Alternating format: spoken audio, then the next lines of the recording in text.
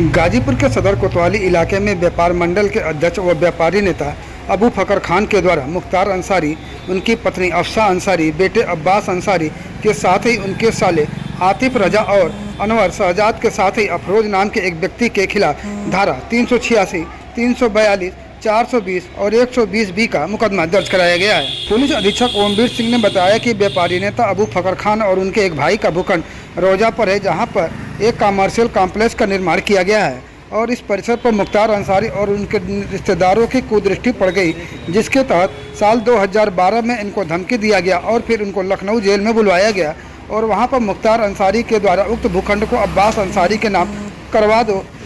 की बात कही गई। इस पूरे मामले पर पुलिस अधीक्षक ओमवीर सिंह ने क्या बताया, आइए जानते हैं। 12 तारीख में एक जनपद गाजीपुर का ही एक व्यापारी नेता है अबू फकर, उसके द्वारा थाना कोतवाली में एक तहरीर दी गई है कि वर्ष 2012 में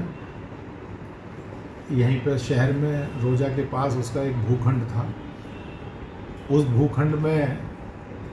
2 हिस्से थे, एक उसका और उसके भाई का। उसके द्वारा ये आरोप लगाते हुए प्रार्थना पत्र दिया गया है कि जो मुख्तार अंसारी और उसके परिजन, विशेष रूप से उनकी पत्नी और बेटा इत्यादि, इन्होंने उसे डरा धमका के, यहाँ तक कि उसका तो ये कथन है कि उसे जेल में बुलाया गया था और उसे ये धमकी दी गई थी कि अगर वो ज़मीन उनके नाम नहीं करेगा तो उसे उसके गंभीर परिणाम भुगतने पड़ेंगे। और उसी परिप्रेक्ष्य में उसके द्वारा कुछ डिटेल्स भी दी गई हैं कि किस तरह से पैसा उसे मिला भी नहीं और उसके अकाउंट में आया, उससे चेक ब्लैंक ले लिया गया, उस पर साइन करा लिए गए और वो पैसा फिर उन्हीं के द्वारा निकाल लिया गया, जैसा उसने एफआईआर में आरोप लगाया है। प्रथम दृष्टया बहुत गंभीर आरोप हैं और उसमें जो मुख्तार अंसारी, उनकी पत्नी, उनका बेटा और उसके जो साले हैं, ये सभी लोग उसने नामित किए हैं। इसमें भी विवेचना प्रचलित है और साक्ष्यों का संकलन किया जा रहा है, जिसके आधार पर अग्रेतर कार्रवाई की जाएगी। इसमें सर ये मामला कब का है और किन धाराओं में इसमें कंप्लेन है? ये जो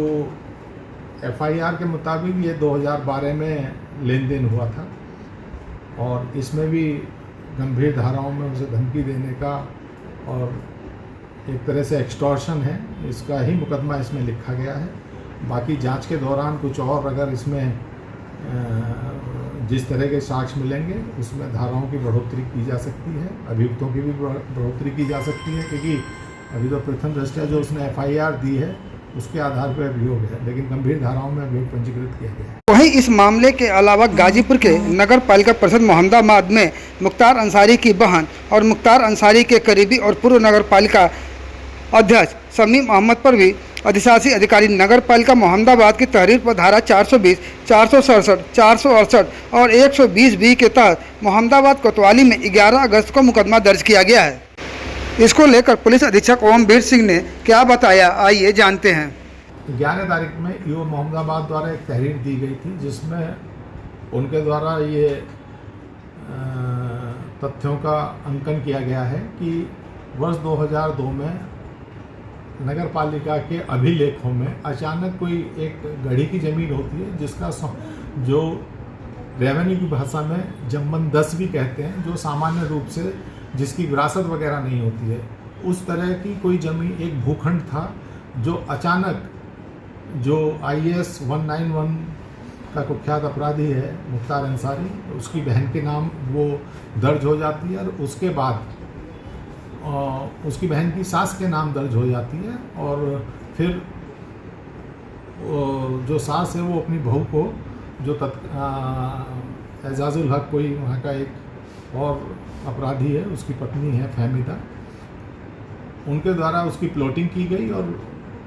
उसे बेच दिया गया विभिन्न लोगों को। मतलब सरकारी ज़मीन पे? हाँ, जो रेवेन्यू रिकॉर्ड के हिसाब से है, जो उनके द्वारा अभिलेख दिए गए हैं, उससे ऐसा ही प्रतीत हो रहा है कि वो सरकारी ज़मीन के साथ हेराफेरी करके, नगर पालिका के अभिलेखों में हेराफेरी करके तत्कालीन चेयरमैन तथा कुछ लोगों के द्वारा उसमें की गई थी, जिन्हें नामित किया गया है। अब इसमें विस्तृत विवेचना होगी और जो लोग दोषी हैं उन सभी के विरुद्ध कठोरतम कार्रवाई होगी, क्योंकि और भी इसमें जो भूखंड इस तरह के होंगे उन्हें भी आइडेंटिफाई किया जाए।